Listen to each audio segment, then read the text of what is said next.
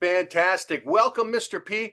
You know what? It is an honor to have you to Maverick Healers. And yeah, I know we're going to talk about street hypnosis, obviously, but before we get into street hypnosis, you have a healing career as well. The first question I do for everybody is what does Maverick mean to you? Oh, Matt, before I answer that question, I have to say thank you for inviting me here. Well, thank you. Yeah, I'll feel honored.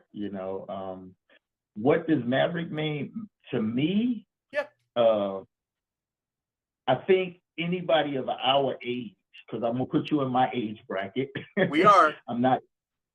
But Maverick used to come on TV. He was the gambler, you know. And so when I look at that, he was wild, just like the meaning of Maverick, free, wild, open, not following the norm. And yeah, I mean, would that fit me and my character? I guess so, because I don't do what the typical person does. That is so true. And I like it because it also fits you because if anybody knows the TV show, he was always a gentleman. And every interaction I've ever had with you, you've always been a gentleman and a person of upstanding character. So I really Thank well you. first really my first question is what got you started in healing? What was that moment that made you say, "Hey, I want to be a healer"? Wow. I think it's always been in me as a helper or healer. Uh, I'm not sure if we've talked about my military career, but I've been in the military, started off in the Marine Corps, went to the Army, was in the Air Force, finally went back over to the Army and retired. And I'm always helping. So healers always help. And my pivotal moment was after I self-taught myself hypnosis first. I stumbled across it. And I didn't know anything about hypnotherapy, quit smoking, weight loss, those type of things about hypnosis. I never put the two together. I just thought it was going to be the entertainment side. And so when I started actually digging into it, because I got scared because I saw a video of these kids on YouTube that couldn't take a kid out of hypnosis, kind of scared me. And I said, hey, I better go find somebody to teach me this stuff, even though I self-taught myself, not knowing, but I stumbled across it basically. And so I got introduced into the quit smoking and into the weight loss things. And I said, hey, this is an awesome thing. So would you say that's your transformational moment when you start stumbling upon that and witnessing it in therapy, or is there something else that helped you shape your approach to healing or counseling or whatever you call it? No, I believe that's the pivotal moment for me is once somebody said, hey, you can use hypnosis with smoking. I said, you know what? I never put those two things together.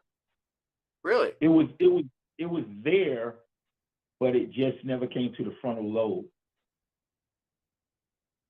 Well, what would you say your core belief of your practice is, or how do you how does it reflect in your practice? What's your core belief? Mm, my core belief is love, I love period.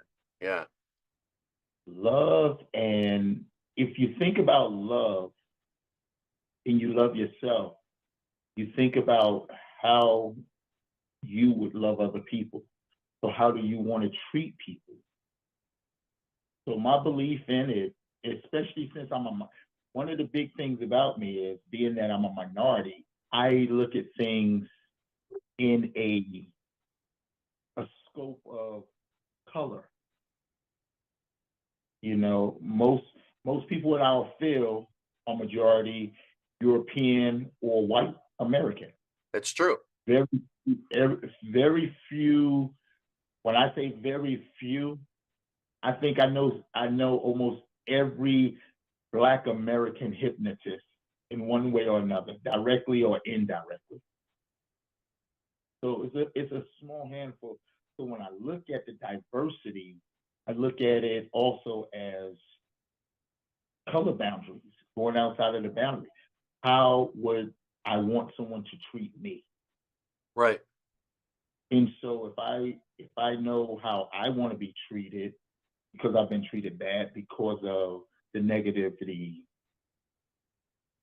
the stereotypes, you know, that's my beliefs for my core, how to treat people the way I want to be treated, with Do you think respect.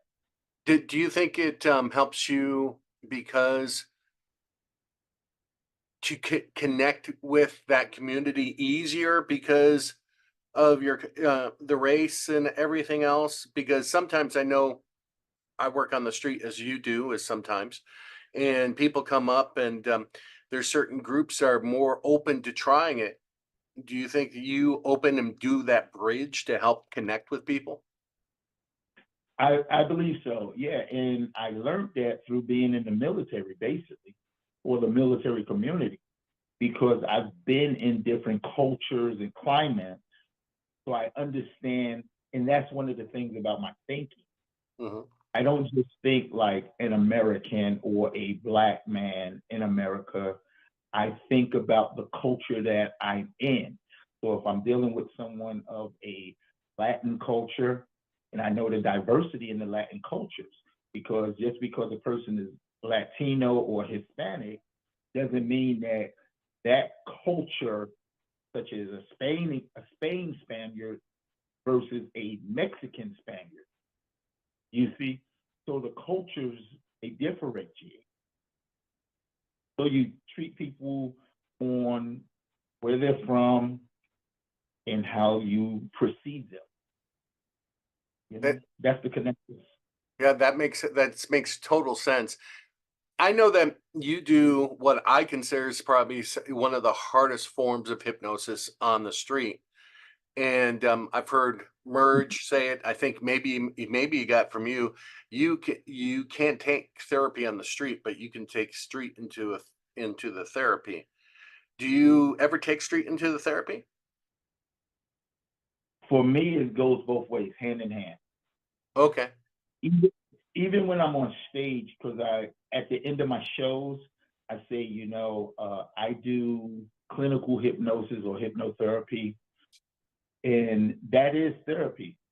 And I tell the people, but you have just got the best therapy session at the end of the show, because the biggest therapy in life is laughter. And I always end my show with laughter is therapy for the soul. I've come in contact on the street with people that, I'm just, even though I'm doing it for the entertainment side, a lot of times you'll stumble across someone with an abreaction. And in my mind, when I see an abreaction, I'm like, uh-oh, something's going on inside of them. And so now step to the side with that person and do a quick mini therapy session, what you would call a mini therapy session, to help them out. So I always leave people in a better place, whether I'm in a clinical setting or on the street setting, on the stage setting. I try to leave people better than the way I met them. No, I think that's how you should do with everybody. How do you tailor Mhm. make a healing approach for your clients, or cater it to their needs? Going back to what I said about culture, Hmm. each person is different. I do not do group settings. I mean, if I'm doing a stage show or in the street with a group of people, it's one thing. But when we're talking about the holistic healing process, I tailor my sessions to each person. I don't do the quit smoking sensation groups, because I look at that as, I'll take 100 people and use a generic script. And when you use a generic script, it's not always going to work with everyone. And so now, taking that 100 people, you've only hypnotized 50 of them. and you're still using a generic script. So thinking, because you want to cover a little bit of everything, you take that 50 people that you did hypnotize, and now you only have 25 that's taking the suggestion. And out of that 25 that takes the suggestion, you may get 12 of them where that suggestion actually sticks and you can anchor it in. So I say 12 out of 100 people, I don't like that success rate. That makes sense. Yeah, I don't like that success rate. So I tell all of my clients all my techniques to the client. That's well, that just leads. How do you measure success in your practice for yourself and for the client? um, First, I use a statement about success. And I ask people when I do life coaching, I say, what is success? And people, they look at me and they don't really understand the definition of success. And they say, well, I want to be rich. Okay, well, I'll give you this picture. A bum in the street is hungry, looks in the garbage can, gets a half-eaten sandwich out of the garbage can, fills his stomach up for the day. Is he successful? Can't argue with that. It's so true. Wow. That's a good way of looking at it. Yeah. So each person measures their success differently. The way I measure my success when it comes to a client is if they are happy with the session, I'm successful. Not necessarily completely changing them, but if the change, which 9 times out of 10 happens,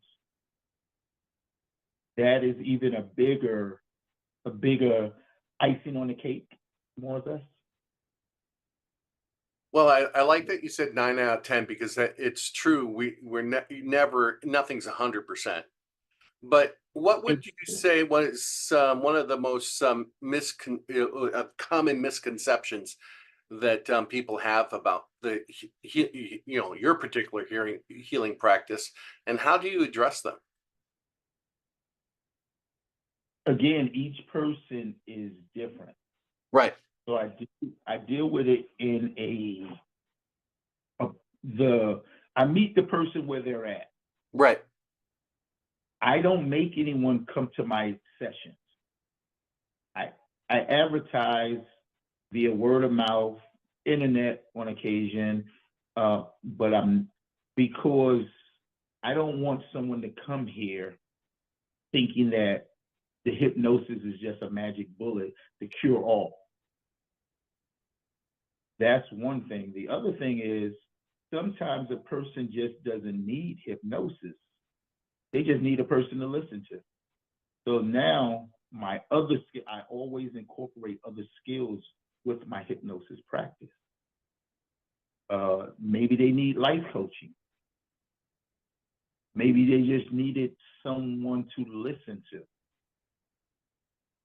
So my major, just to let you know, I'm still working on my doctorate degree, but my major is psychology and my minor is sociology. I love studying people. So when it comes to the person, I have to meet them where they're at, and then we can go from there. I think that's some solid information. Any new practitioner could take that to the bank. Yeah. With and that's what is one of my next questions was, how do you continue in expanding your learning? If you stop learning, you die.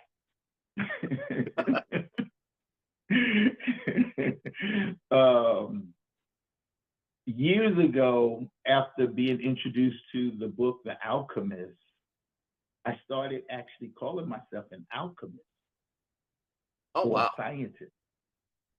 I love doing the street because it takes me to, it pushes my level. And I'm constantly learning about people. my biggest thing is not what people think, but how do they think? Why do they think? And the more I do the street and the more I do the stage, I consider myself a mad scientist, so to say. I don't know. Because I'm constantly experimenting. Each one of my videos I go back to when I'm doing street stuff, so to say. And if I did hypnotize the person, what did I miss? What could I have done better? If the person didn't go into hypnosis, why didn't they go into hypnosis? I started doing that at my earliest stages with my videos. And I started studying them. And I said, oh, well, now I know different characteristics of people. Now I know the different body languages of people. Now I know the cultural differences of people. So you have all of that, and you have to combine everything, just like making gumbo. You know, you combined it all, you tasted a little, it need a little bit more, you know, whatever, salt, pepper, garlic, whatever you want to put in it. And you start coming up with the perfect recipe, but there's no perfect recipe for everyone. So you have to tailor to their taste. No, that's a great example. That's a great example. Going on the learning aspect, but flipping it, you're I've never worked with you personally. I've worked with you, watched you. I've just by watching you, I've learned a ton of stuff because I'm an observer. I learned from one of your students, and he's amazing. What got you into teaching? Wow. You know a couple of people that I've taught, Yeah. but I'm going to talk about one individual. Hmm. My very first person that I ever taught hypnosis to was Ali. Really?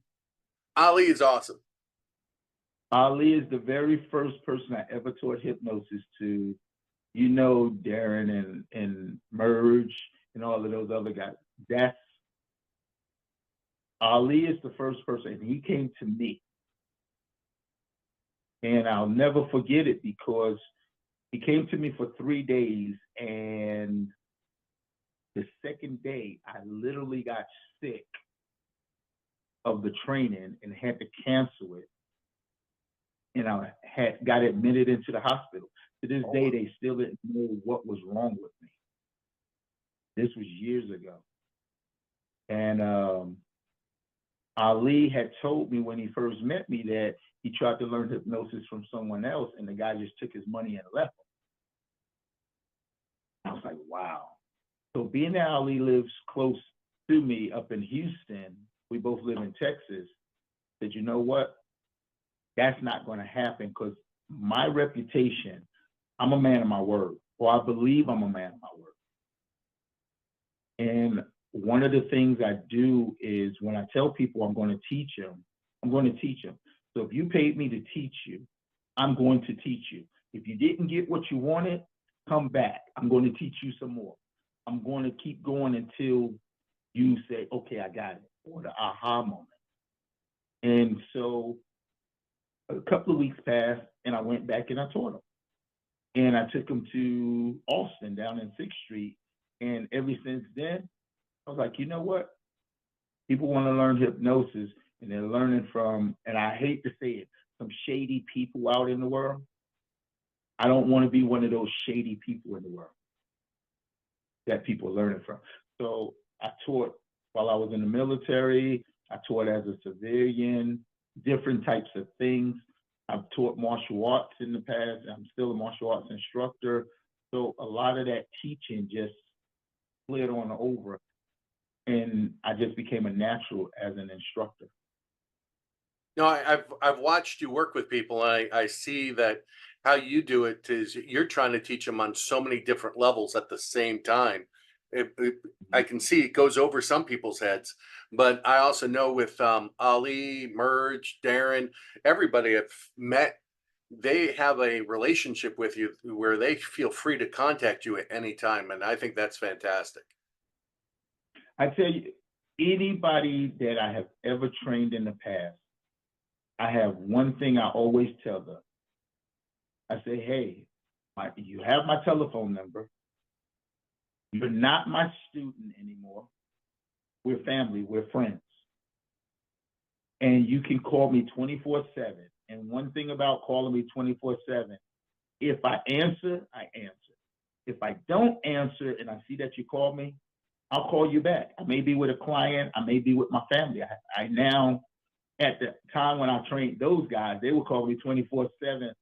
I mean, and when I say we're on the telephone until 3, 4, 6 o'clock in the morning, and I have insomnia, so it doesn't bother me. But now I have a family, so some of the times, if they call me at certain times, I may be with my family, but I have people around the world. I have people around the world, literally, that call me different times of day and night, and I'll answer their calls. And I think that's a great way to taking care of things. I know I've called you and you've always called me back, and that's how we set this up. So I appreciate that. Um, let's go back to the healing. How does your I guess your unconventional approach to healing complement or even challenge the medical, the traditional medical practices? Wow.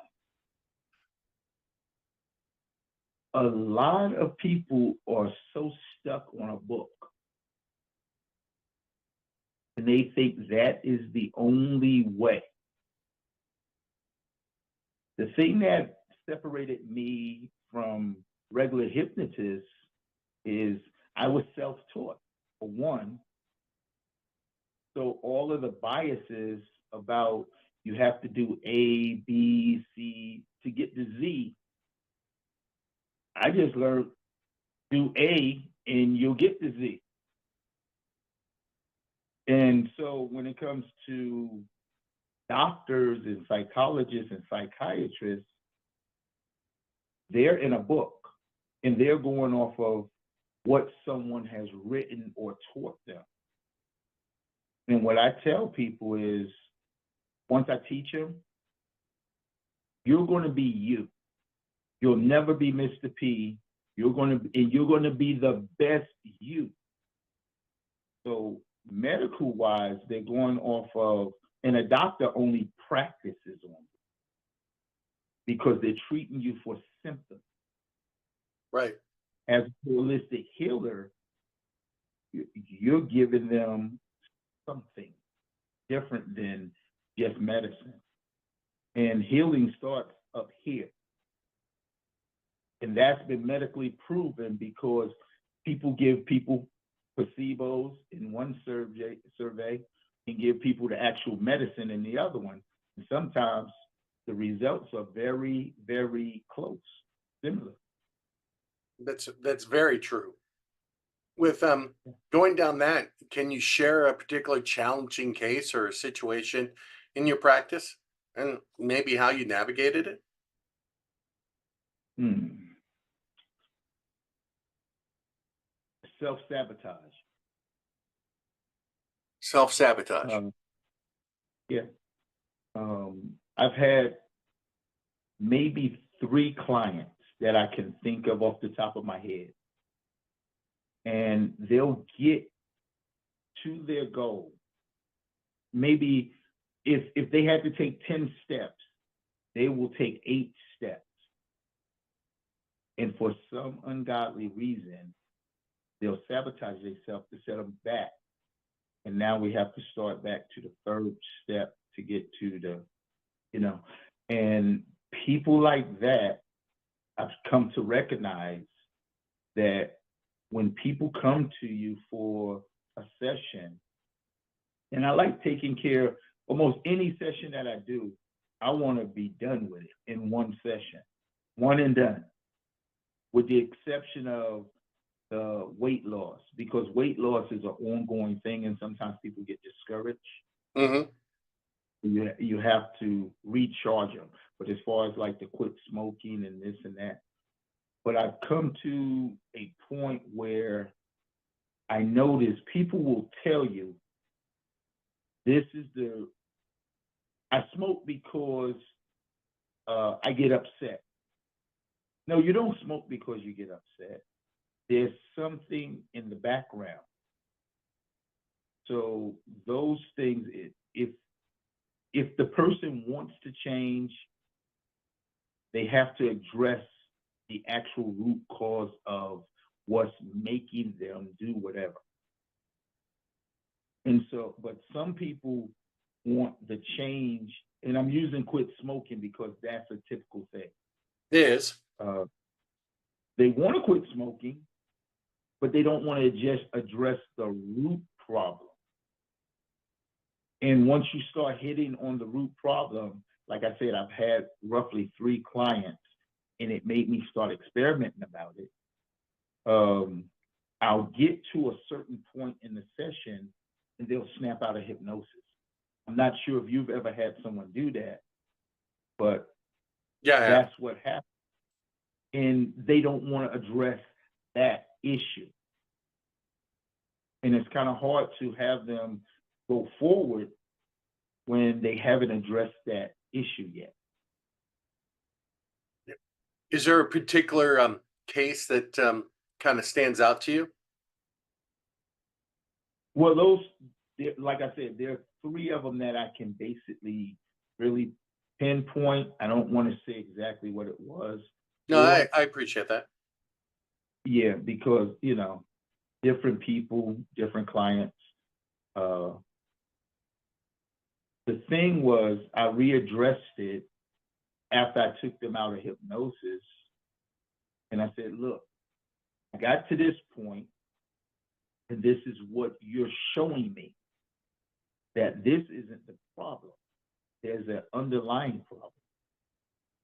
And once I addressed it that way, they come out and they talk to me and say, well, this happened as a kid, or this happened in my past, or, whatever. Right. And once that was addressed, and I asked them, do you want to change that issue? And once they say, yeah, 2 out of the 3 have agreed. Because like I said, I'm remembering 3 specific ones. Right. But one person, they never wanted to agree on that change because of the damage. And I told them that you need to go see a psychiatrist or a psychologist. I'm not a doctor, I'm not a psychologist, and I tell people right off the bat, I'm not a doctor, I'm not a psychologist, and I'm not a psychiatrist. I'm not even a therapist in the state of Texas. So I don't consider myself a hypnotherapist. I'm a hypnotist. I do change work. Because I don't want anyone coming to me saying, oh, well, you said you're a hypnotherapist. I'm suing you. I never said I'm a hypnotherapist. I do hypnosis. I'm a hypnotist. I help people change their lives. I am a life coach. So, That makes a lot of sense, and I love that you keep that distinction, because a lot of people don't, and they tackle things they shouldn't. Where there's, I think something came to your mind on that one. Oh yeah, well, you have a lot of people that come out, well, I'm a hypnotherapist and I can do this and I can do that. Okay. What is your life experiences with those challenges?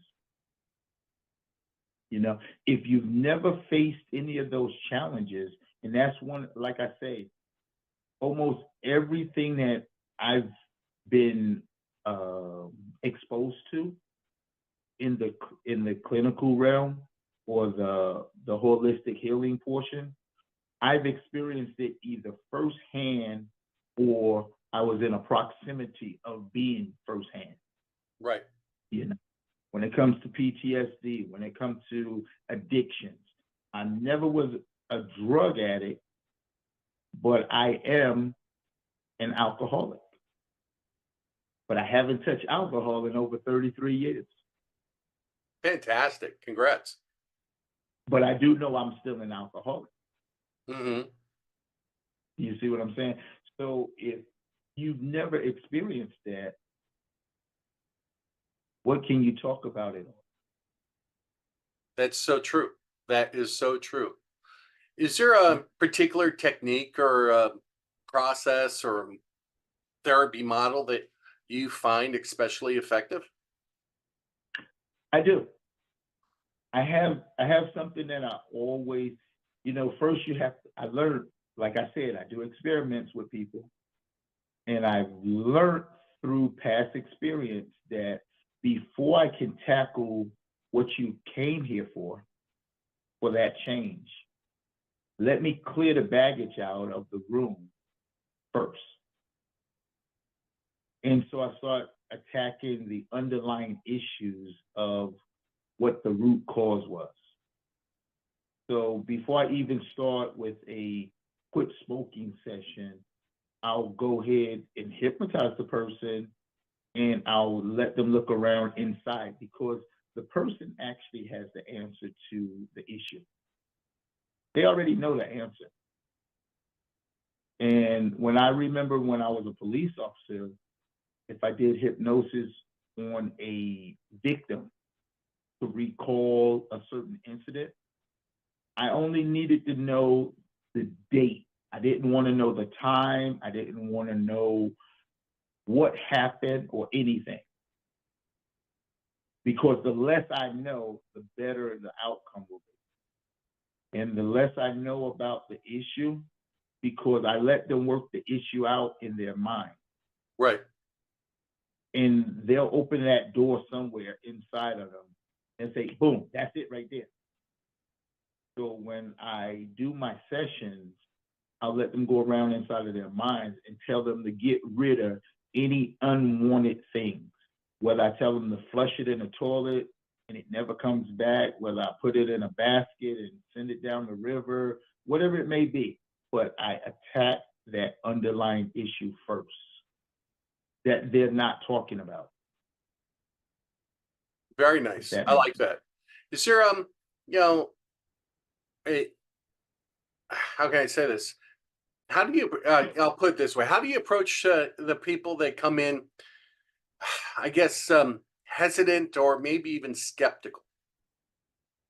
Well, first and foremost, I tell them, you came to me for help. I didn't come to you for help. You came to me for help, so that means that you must be open to it. And in certain cultures, such as the Latino community, the Black community, they talk about voodoo or, oh, that's against my religion. Well, and then you explain things. And as a hypnotist, I'm not sure if you know this, Bill, but do you know they have Christian hypnotist groups out? No, I didn't. Yeah. So they have a lot of different groups that are out there, and they have a group for Christian hypnotists. And they always, well, they don't always, but they tackle those questions. Well, I had somebody from the church, they're saying that hypnosis against God. Well, one of my things that I explain to people is, God, if you believe in God, God created everything. So if God created everything and God gave you a certain gift, whatever that gift may be, you're different from me. So whatever gift God gave you, God gave me a gift as well. And that gift was the gift of hypnosis. The problem is when people have a gift is how do they use their gifts? So, and even when they start talking about witchcraft and all of these things, what is the end result or the intent of that person? Is it for help or is it for harm? And so that's the way I started explaining it to them. And then they saying, well, the Bible say that all of this fortune telling and magic and stuff is And I'm using the Bible Right. because that's just a common That's thing. Even on the streets, people ask me this. I say, okay. I say, let's take this here. And they say, oh, well, I'm a Christian, or I believe in the Bible, I believe in Jesus and God. And I say, okay. You read the Bible, don't you? There's a specific verse I always get them. Say Matthew verse 2. I want to say verse 2 and 7. It said, I have seen a star in the east and I come to worship him. And I said, who said that? And they said, I don't know. I said, well, it talked about the star in the east, and they followed it to go to the manger to see the birth of the king, Jesus. And they said, oh yeah, the three wise men. I said, well, in those old days, they didn't call them wise men. They called them magi or magi. And they followed the star, which made them astrologers. They studied the stars. And not only did they study the stars, they were foretold of a coming of a king of kings. And I said, that's a fortune teller, isn't it? And they look at me and like, proof hurts. and again, I go back to whether you believe in God, God created us, gave people gifts. What are they intent? So those are some of the ways I navigate, or I'm not going to say defend, because I don't have to defend myself. I have to defend hypnosis. It works. It does work. What advice would you give to someone that's first thinking about going to a alternative healer or someone like yourself? Two things that I would advise is, one, do your research or study on what you think is going on with you. Then do research on the person you're going to ask for help. You don't go to the dentist because you broke your toe. It's true. Yeah. That's you true. don't go to you don't go to the brain surgeon because your heart is doing bad, unless there's a connection between the brain and the heart. Then you're going to have not just the brain surgeon, but the heart surgeon, cardiology, as well as the brain, neurology. True. So you do your research. With you've been doing this so many years. What do you do for your own mental health, or how to keep yourself balanced so you don't get pulled into the crap? Oh man. It's called burnout. Right. Big out there now. I've been there. A doctor doesn't write his own prescription, does he? No, can't. Not legal. Not legal. He goes to another doctor. And so I'm into the holistic side of the healing process. And also, I'm a retired vet. I go to vet groups and we talk. So I let out some of the things in those groups. We have psychologists, psychiatrists we talk to. We're all in different groups. So I don't just hold it in anymore. And when I think that I am burnt out about it, I back off. I learned years ago that I am I'm an empath. Right. Even though I don't show my feelings, I'm a man, blah, blah, blah. I bawl like a baby, man. And it hit me one day, the emotions just overwhelmed me. And I was on the Tom Joyner cruise. I'm not sure if you know what that is. No. It's the Tom Joyner. Yes, he does a fundraiser where he gets all of these stars. Tom Joyner is a syndicated radio host. He's a DJ. And he does a fundraiser for historical Black colleges and universities. And, you know, you have all sorts of people on there like the Jacksons. On the one that I was on, the Jacksons were on there, R. Kelly, Mary J. Blige, all of these celebrities. Wow. Yeah. But all of these celebrities and people that were on there, I was surrounded by a bunch of people that were hurting. And I had no other choice, but my shoulders just got too heavy that I started taking on their emotions. And it was an overflow. Yeah. I went back in my cabin and cried for about an hour, literally about an hour, crying like a baby. Wow. And then I came back and I was like, whoa, man, that's a whole lot of negative energy in the middle of the ocean in one place where it shouldn't have been. So I took a step back. You have to take a step back sometimes. Yeah.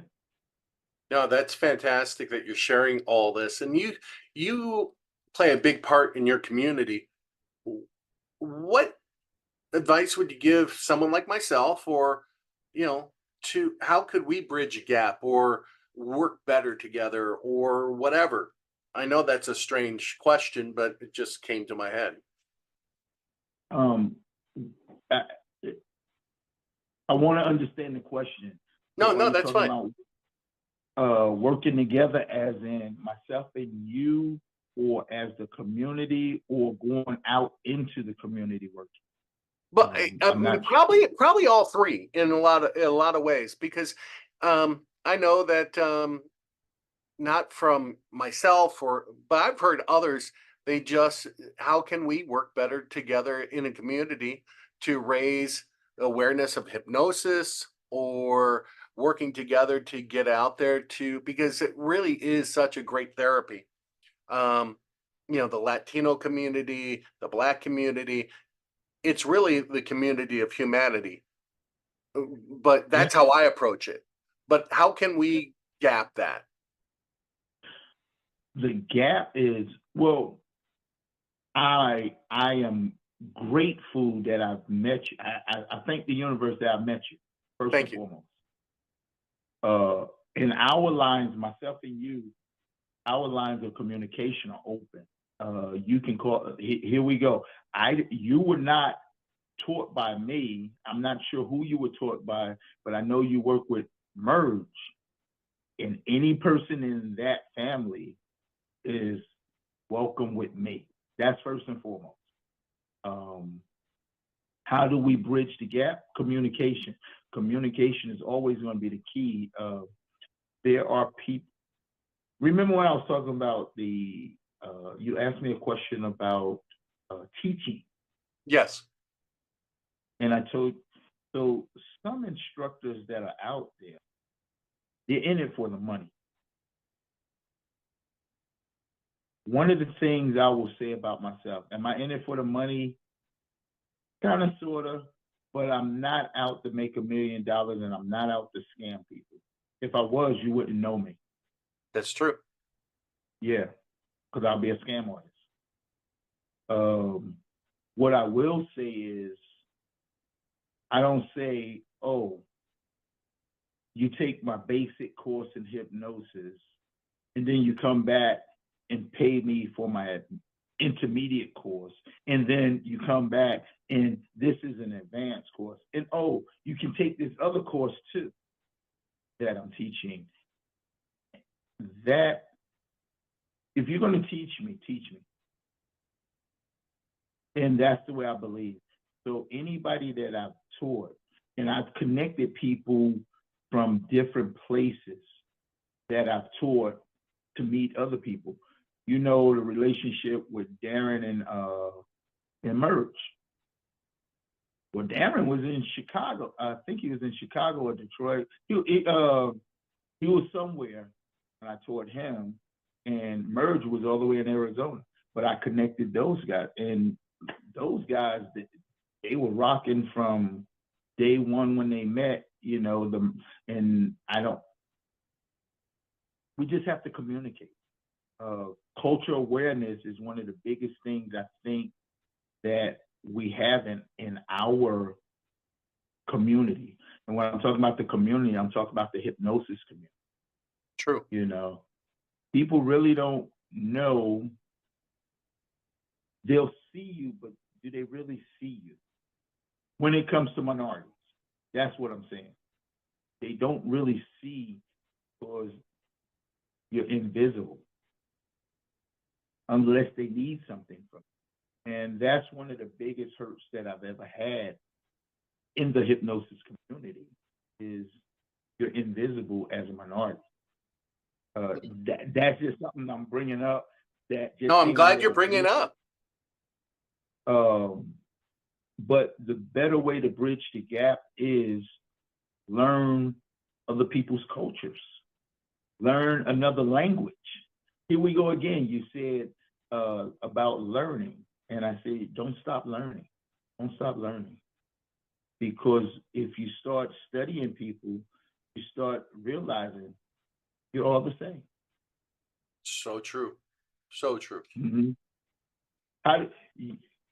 You put on your pants the same way I put on my pants. Either one leg at a time, or you sit down on something and put both legs in it at the same time. But either way, you put them on the same way, one way or another. Right. Unless there's another way. If you can snap your fingers and do it, I don't know. I do magic, but I'm not that good. Yeah. Well, just so you know, Merge and Darren are the people that taught me street hypnosis. And Darren is one of my close friend. Merge is like a brother to me. So, you know, I respect so much because for myself, learning street gave me different confidence in a therapy room. Mm-hmm. And that's the big. Oh, I'm sorry. No. Please. I'd rather teach someone that knows nothing about hypnosis than teach a hypnotherapist. I think I know the answer, but let me ask why. You know the answer because the therapist will get in his own way. Well, I was taught this, and that's the other thing. I'll use Darren specifically, since you know him, as a good example. He came to me and learned hypnosis. When he left, he went to the airport. He called me. Actually, he was at the airport. Hey, I just hypnotized somebody at the airport. Hypnotized somebody as soon as I landed. I hypnotized somebody today. I hypnotized somebody. He hypnotized someone the entire week. He was out hypnotizing people. Thursday or Friday of that same week, he went to someone else's shrine. And when he went to that training, he couldn't hypnotize after that. He called me up maybe Tuesday or Wednesday the following week, and he was like, hey, I don't know, man. I just can't get it, man. I can't get it. And then I had to explain to him, oil and water doesn't mix. You're getting into your own way now. I taught you this, and this. Just do this, and this, and tell me how it works out for you. Calls me the same night, and I'm back out hypnotizing again. And I said, the difference is you have to do you. You can't do everybody. So now you have to figure out what you want to use to work. Because I'm not knocking anyone's training. What I'm saying is you'll get in your own way because now you took etouffee and some gumbo and tried to mix it in with some hamburger meat or a steak and eggs. Right. You know, it's not going together. but you have to take your own ingredients and put them together.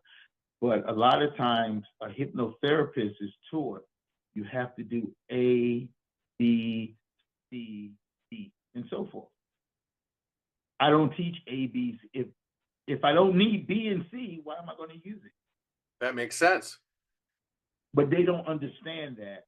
A lot of them are still stuck where I was taught this way. Okay, but I'm telling you this, and this work. I'm showing you that this works. You know, I have a very good friend that's in I won't say her whole name, but Tracy, she's a mentalist. And I took her from the hotel to Fremont Street, first time we ever met. And it was roughly a 15-minute ride. And I told her, I said, I'm gonna teach you hypnosis in 15 minutes. Don't worry about it, do exactly what I said. And it'll work. Went out there, boom. First person she ever tried to hypnotize, boom. And she was shocked. And it's like, oh, it does work. You know, one of those things. So just because you can hypnotize doesn't mean you know how to hypnotize. So she came to me about a month, less than a month later, and she actually took my full course, and she's an amazing hypnotist. My son Xavier, you met him, right? Oh, yeah. Yeah. He started doing hypnosis at the age of 3. Wow. But he doesn't know hypnosis. He doesn't know. You see what I'm saying? Oh, yeah, no, 100%. He's a hypnotist. He can hypnotize, but he doesn't know hypnosis. And that's the difference. So when it comes to the hypnotherapist, if you just stick to it works and have the confidence that it will work or it does work, that's the biggest problem with hypnotherapists. They have no confidence. I could agree with that 100%. And street even helped me on, I was doing therapy, but when I learned street, that's when my therapy business skyrocketed through the roof. It helps with confidence. I agree 100%. With all the new changes, AI, all this technology and the direction, where do you think things will evolve in the next 10 years? Well, I'm not going to say well, because I don't know. I mean, it's evolving. So AI is evolving so rapidly. It's, beam me up, Scotty.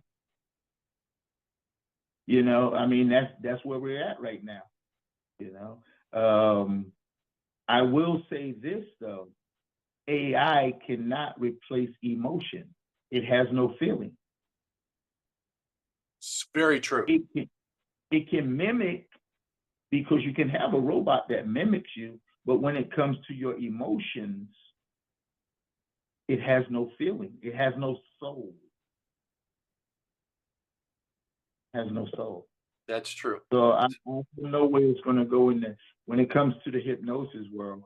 And people are out using the AI and they're making scripts. But here we go again. I don't use scripts. I mean, scripts are good for someone that's beginning. But once you start getting experience, you'll see that script isn't for everyone. You have to change things up. You have to go off of what you see, not reading it verbatim. Right. So you have to, it's just like, I see this. I don't know exactly what it is, but it's not explained over here and it's not addressing what I see. So that's going to be the difference when it comes to hypnosis and AI, I believe. I do agree with that. What advice would you give someone to who's thinking about starting and going into therapy or hypnosis and doesn't know where to begin or what to expect?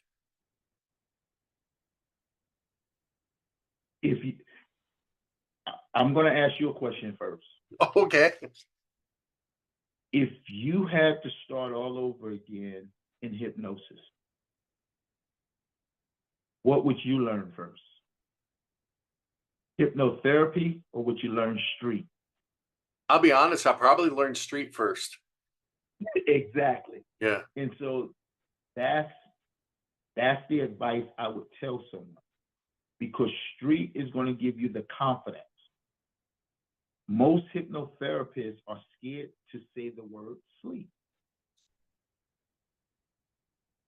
Most hypnotists, I'll use it in what Merge says. They let the hypnosis pass. The person is already hypnotized, but they're reading a script. They're not even looking at the client. They're not even looking at the client. The client is already out hypnotized. And they're still going on, and when they could have already just said, okay, close it. 8-word induction. Sleep, boom, and that's it. You know, they miss the opportunity, or they take too long. So I say my advice is to learn street hypnosis, especially from someone in our family that has learned hypnosis from myself or from anyone that I've taught. Right.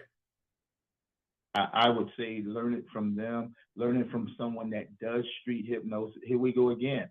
Have a good friend. You met Derek, right? Yeah. Derek Watkins? Yes. Me and Derek are real good friends, and he knew hypnosis. He was a hypnotist before we met. We both were hypnotists before we met. And we've been together, and I've seen him do some amazing things. He does the therapy, he does the stage, does the street. And, the confidence all of us street hypnotists have is a higher confidence than what a therapist has, No, And again, no, please. No, I was just going to say that earlier on you said just a one-word induction sleep. I've seen you do a no-word induction, video and in person. And if anybody just watched you and studied that, that is a whole masterclass in body language and understanding people and connecting and rapport. People miss out on that because they do want to follow a script, or they do want to follow a process instead of reading the person and merging with them to help them go into trance. So I just want to give you kudos there. Oh, thank you. I don't know what to say about that, but you're absolutely correct about that. You don't even have to say sleep. You don't have to say anything. It's reading a person. How do you, when I teach, if a person is with me long enough, and I normally just teach a 3-day course, but if they choose to stay 4 days or learn longer with me, I'm open to it. But I do give them materials and tell them, hey, go study this, go study that, go look at this. And one of the biggest things that I tell them to do is study culture. And then you'll understand why people react certain ways. What are their beliefs? If you can connect to a person's belief, their culture, or something quickly, you shouldn't have a problem hypnotizing. And that's the biggest thing, is rapport. Confidence and rapport. Two biggest things in hypnosis. Nice. In closing, I'm going to let you have the final word, but where to find you, how they can connect with you. Just share where people can find you and connect with you. Wow. I didn't even have it ready. Oh my God. No, I'm good. I'm getting ready to release a new website, which is called HypnoStreet. Nice. HypnoStreet.com. But I tell people to contact me by cell phone. Either text me or call me. Preferably, if I don't know you, text me first, and then call me. But if I know who you are or I have your number in my phone, I'll definitely pick it up. But my telephone number is 254-383-1989. That's 254-383-1989. And you can call me day or night. I have insomnia, so I'm up a lot of times real early in the morning, as in 4 and 5 o'clock in the morning, Texas time. You can also go to my YouTube, which is Mr. P Hypno Street, or, and it's one word, 35 for life. No spaces in it. But yes, 35 for life, no spaces in the middle. The number 35, FORLIFE. And with that being said, you can do a Google search if you can't find me. I promise you, Hypnotist Mr. P can pop up and you can find where I'm at. Yeah. Well, I just want to say thank you for taking the time. It's an honor to have some time speaking with you. I know it's early there. I'll let you get on with your day, but thank you once again, Mr. P. No, thank you for inviting me. I hope anybody that looks at this video or this podcast that watches it, I hope they learned something. I hope they reach out to myself or yourself or any of the other people that we've mentioned, you know, if they want to learn more, because all of them are credible people, incredible people that are willing to go out to change the world. And that's the big thing, change the world for the better. Thank you for what you do.